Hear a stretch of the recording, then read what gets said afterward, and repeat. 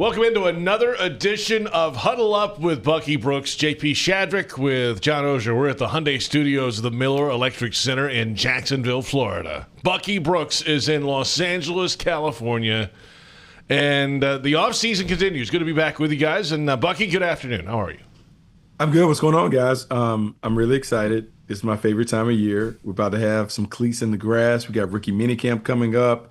We got OTAs on the horizon, and it culminates with that, that last veteran mandatory minicamp where we get to track completions and throws and reps and begin to speculate on who's who and what's what and how it's going to play out and impact the 2026 regular season. Cleats in the ground. Be where your feet are, John. He's talking with the excitement of somebody who doesn't have to go. But I'm going to be there. I'm going to be there right there. Eyes on it, looking at all of it. Jaguars.com. You'll be checking out the free You're website. You're going to be here this weekend, Buck? Yeah. Big old floppy hat, making sure that I don't get too much sun exposure, just the right amount of vitamin D. I'm going to be good. I'm excited about all of it. I question whether that's true or not. We'll be following John's writing and all the interviews on Jaguars.com from the comfort of his living room right here. No, actually, as much as I pretend and play the game of not being excited about rookie minicamp, I'm not head over heels about rookie minicamp, but there are some guys I'm looking forward to seeing. So I am not.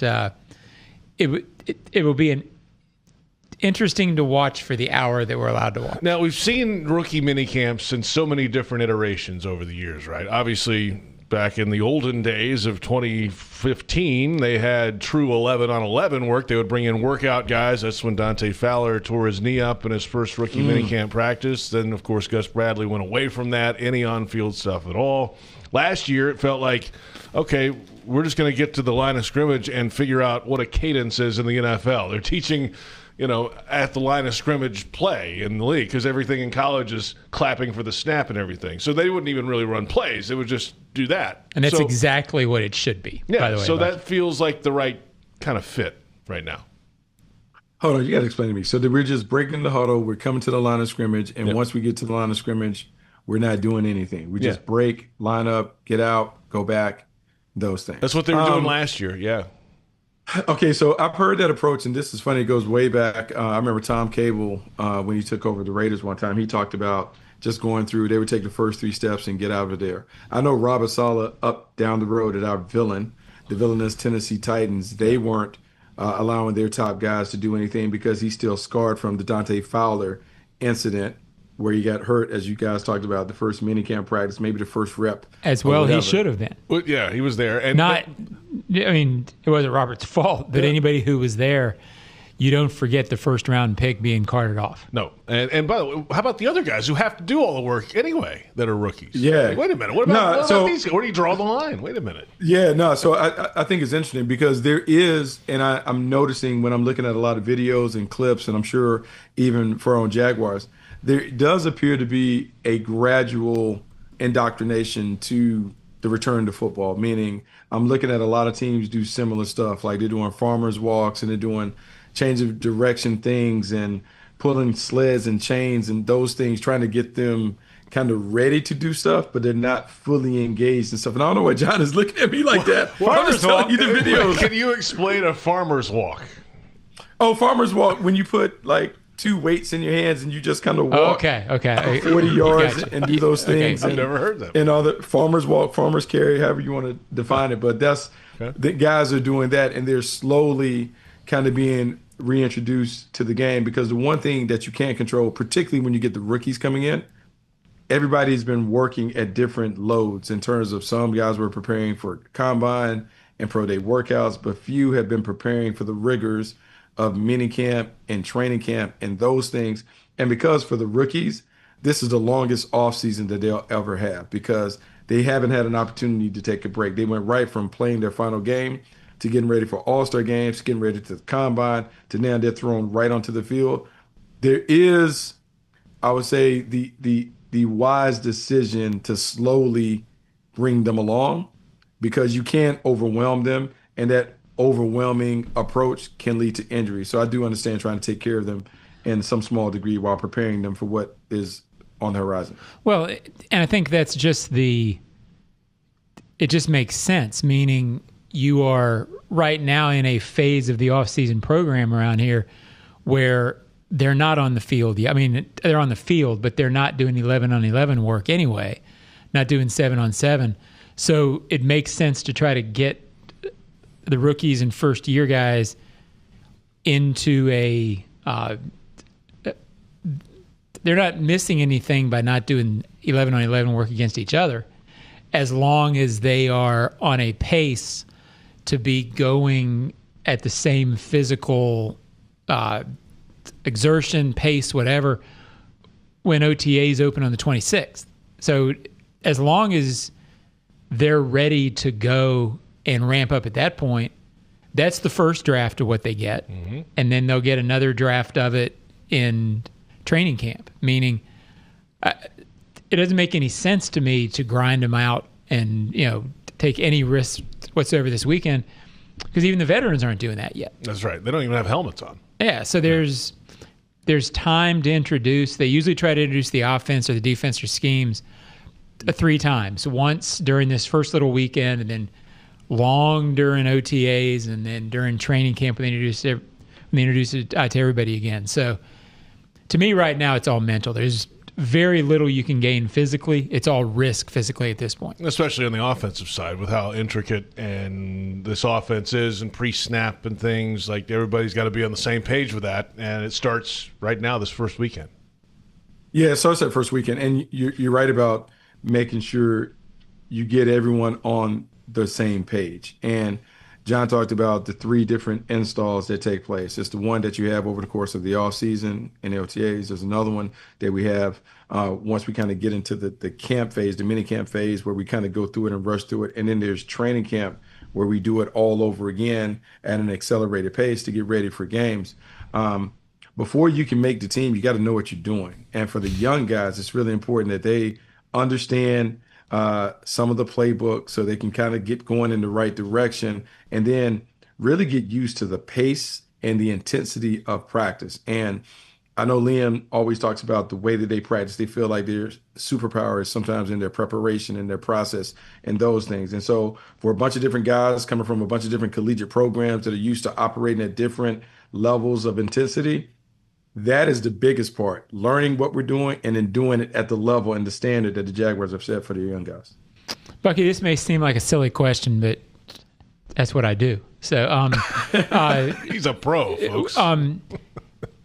Is Liam's offense, I'm assuming Trevor and the veterans would never come in here and say they got it, but they're pretty far along understanding. They've got all the basics. And at this point, they're learning nuances. You're taking things out. But for a young player coming in, outside a quarterback, is it a hard offense to learn? Is it relatively user-friendly beyond the quarterback? Or how would you define it? I mean, there's all the kills everybody associates with the quarterback, but young guys coming in, is it hard to learn? I think it can be hard to learn because it's such a different approach. I think the first part that makes it a challenge to learn is when you're playing in college, if you're used to looking at the sideline and reading things off the placards and the signals and those things, you're used to not huddling up. And so what it is it's kind of visual process. And so you see the sign that then triggers something in your response, like, hey, I'm about to run this route, or I'm about to do this play, and those things.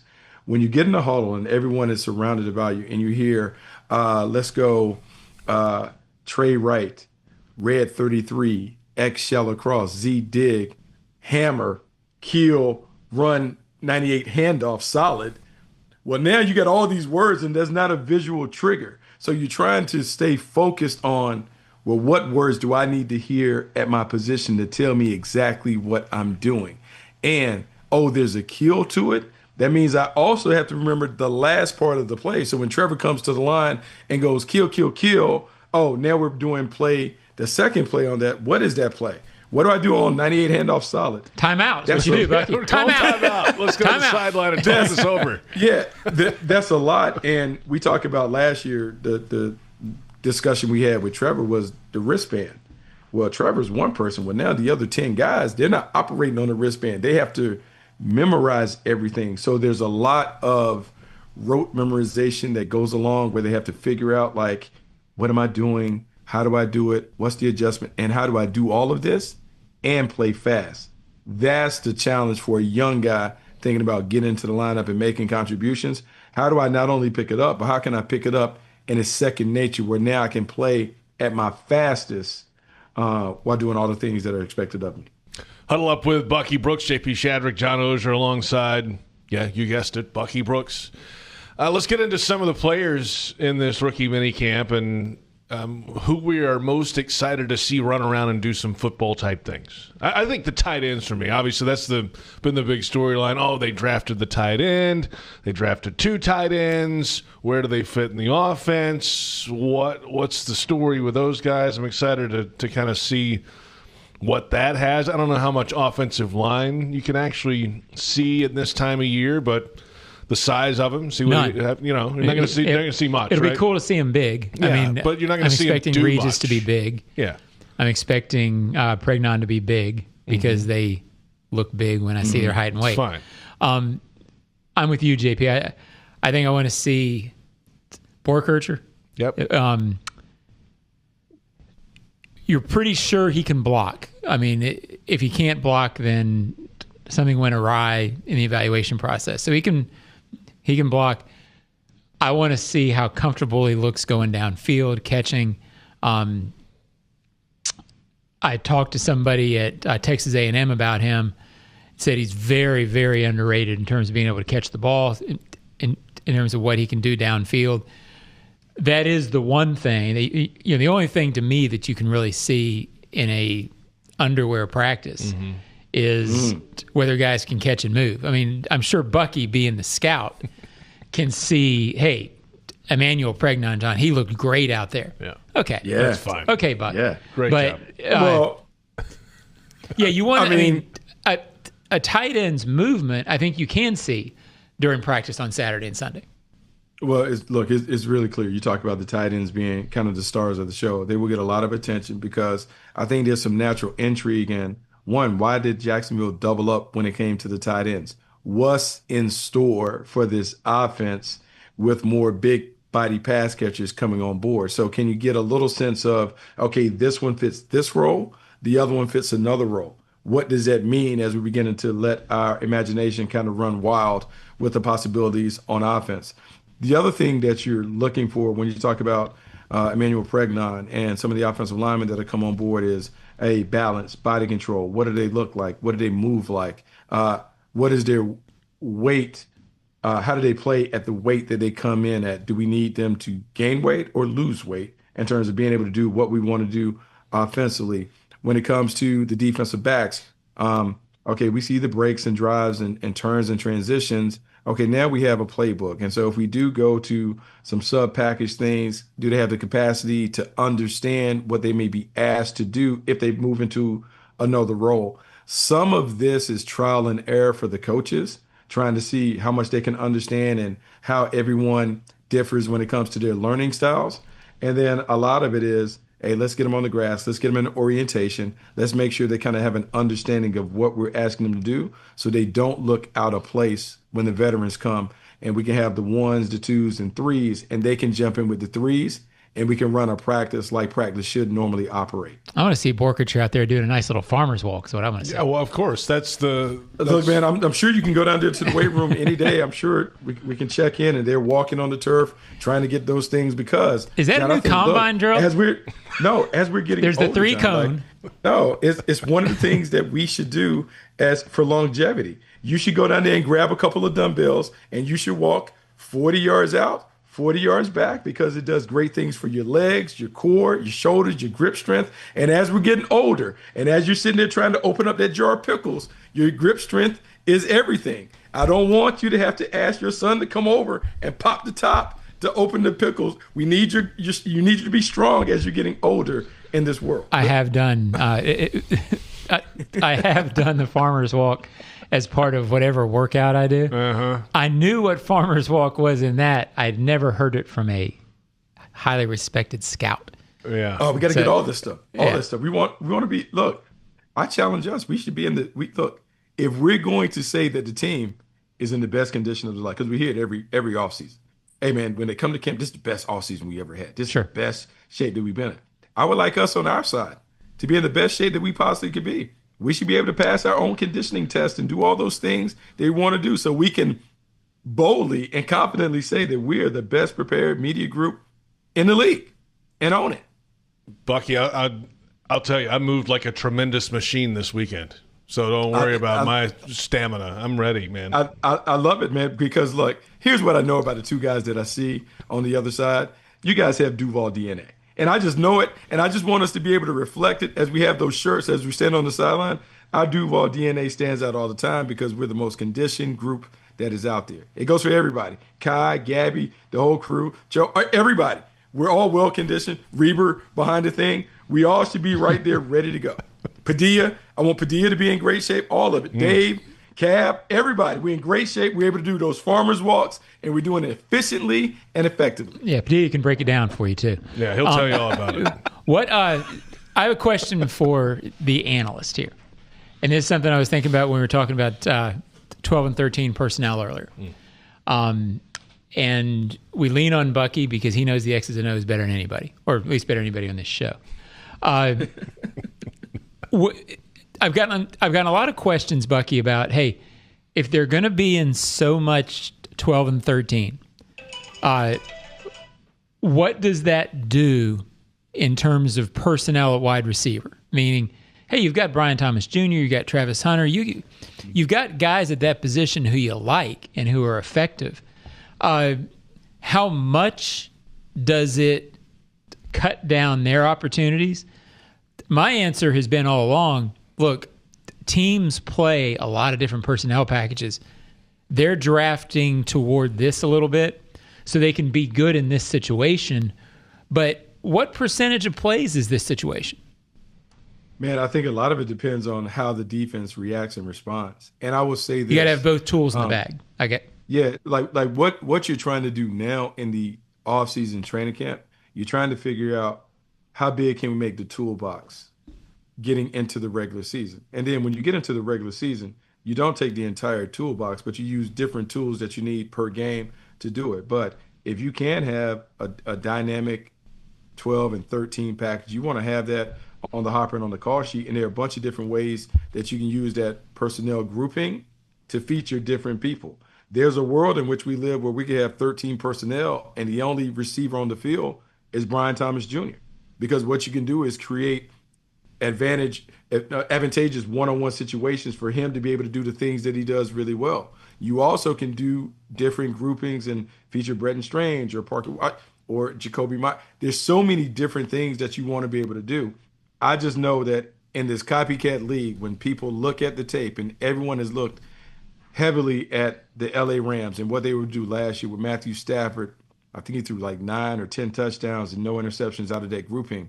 Hey, how can we use this? How can we put this on the field? What problems does it create for the defense? And defensively, you now have to have an answer to all these big body tight ends being on the field. And we know the cyclical nature of the NFL. We went from being a 21 personnel, 2 backs, 1 tight end. We're going to run it down your throat. We're going to play against base defense to, we're going to spread it out. That forces the defense in the nickel. Then defenses got to the point where we're playing nickel against everything. So now the answer to that is what we're seeing. Oh, you can play nickel and have 2 high safeties back and not let us throw the ball down the field. We're going to run you out of that package, or we're going to make you defend the run so we can get the big plays in the passing game. We're back to that. And so this is a reaction to the way that the defense has reacted to some of the things that teams were doing out of spread personnel. And I always look at this like this, JP. If in the offseason and even during the week, so much of football, because you only play 17 games, so much of what we feel and is this kind of conversation because you do it, 348 days a year. You have 17 game days. Mm-hmm. We're actually watching games for 3 hours. Everything else is analysis. So you're on the internet. You're looking at a depth chart. You're trying to figure. So because of that, so often people look at the depth chart and they say, oh, they're starters. And the league, when you're actually watching the games, Do you even remember who started? It's, if going to a 12 and 13 personnel package allows you, if you do that 8 plays a game and it gets you 2 first downs and one of them's when you can't run the clock out against Houston. So I always say the same thing when I talk about Travis Hunter. Impact on offense. Oh, will he get the stats? Will he have 1,500 yards receiving? Well, what if he has 5 big touchdowns? Yeah. That change momentum in a game. Moments. Yeah, absolutely. That win you games. So that's what the league is now. It's like Bucky said, the club's in the bag. You want to have all those tools you can take to game day. And then if you need that package when you're up by 10 in the fourth quarter against Houston, you need a first down, you can't get one because it's 3rd and 3. Well, now you can go to that. At the end of the season, that package may have played 5% of the plays. But it mattered in that moment. It got you those 2 wins. That's right. They're going to like the move. So, anyway, that's my little thought on it. Now, a long time ago, Norv Turner told me this. He said, the league is full of specialists, and your job as a coordinator is to understand how to make sure that you put everybody in a position to play to their specialty.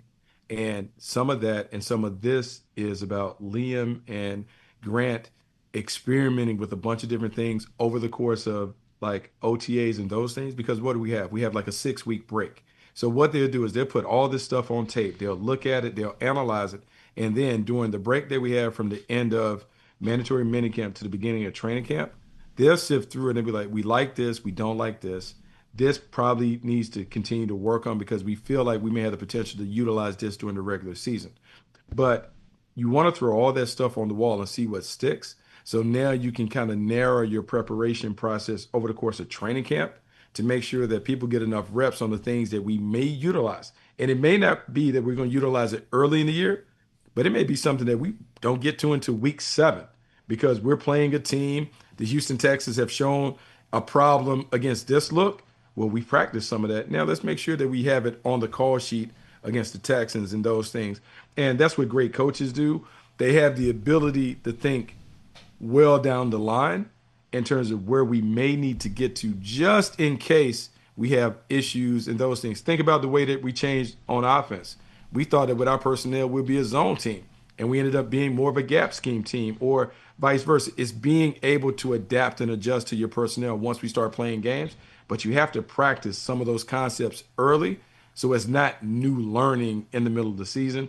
It's, oh, you remember we did this? Oh, okay, coach, yeah, we're on it. So it's some of that stuff, some of the preparation part of it. Yeah, there was no way that Liam was going to see an offensive trend in the league. Yeah.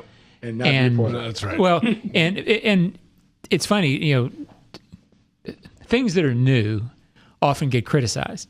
So you're changing up a little bit. You did the draft a new way. So people, you can't do that. But the Jaguars fans, really, the superpower for this team right now to me is Liam's vision on offense, and all of a sudden this franchise is as innovative and as ahead of the curve offensively as any team in the league.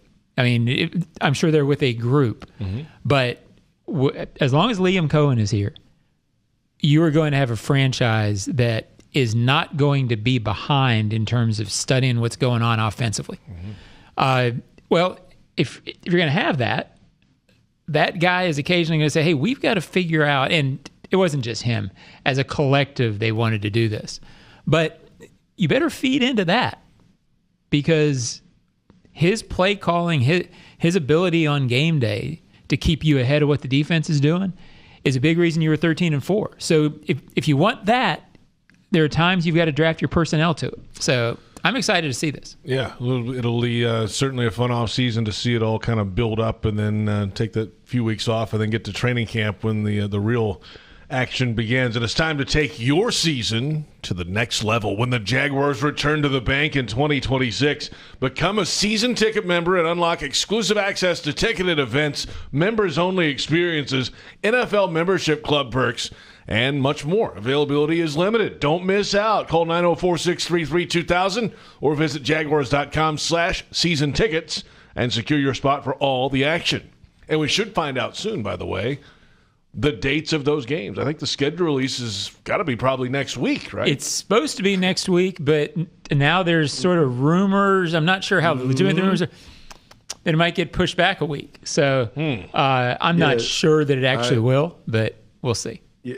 So what I got that originally that we may be thinking about the 13th being the release date. Okay. But I think rumors are floating about maybe the 18th or 19th may end up being the date. Whatever it is, man, I'm here because you know what I love more than going to training camp and doing anything?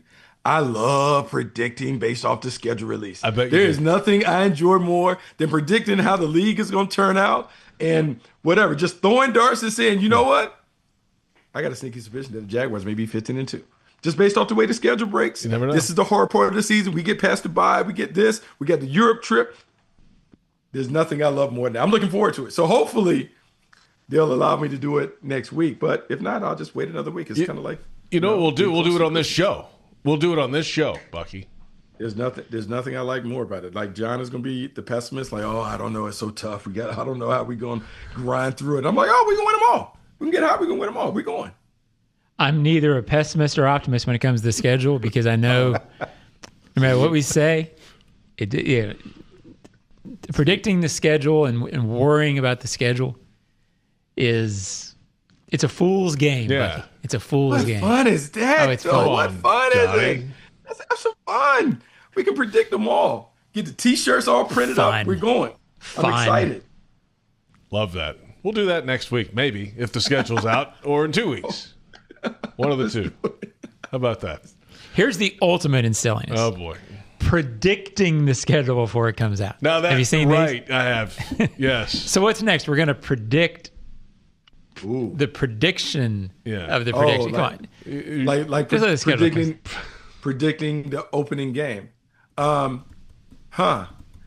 would guess on it being maybe a divisional game against someone that we don't like. Or not. You don't know. It might not. It could be anybody on the schedule. Or it could be a non-divisional game. It could be home or road. How great would it be? Maybe us in Indy to start it, or maybe us in Tennessee to start it. We always play them at the end. Something exciting, something early. We always get a divisional game early. Yeah. Okay. I mean, come on, man. The schedule's going to come out. You know what? Nobody could have predicted the Jaguars mid-season going on a run and beating the hell out of teams down the stretch. Who do we open up with last year? Who was the first game? Was it Carolina? Who do we open up? It was Carolina. Yeah. Panthers. Bryce Young. And then we played Houston. Didn't we play Houston? The hour delay. Remember, there's an hour delay during the Carolina game. Yeah, we need because of lightning. That's terrible. Oh, yeah, that's not fun. It's the Predict worst. that. Yeah, that's not fun. That's the worst. Home or away? Do we play home or away to start? What do you think? I don't know. Last year it was Carolina and then at Cincinnati and then home against Houston week 3. Then at San Fran. We should have been 2-0. We should have been 2-0 last year to start. Oh, no doubt. Yeah, well, I mean. We was robbed, Bucky. We was robbed. Yeah, absolutely.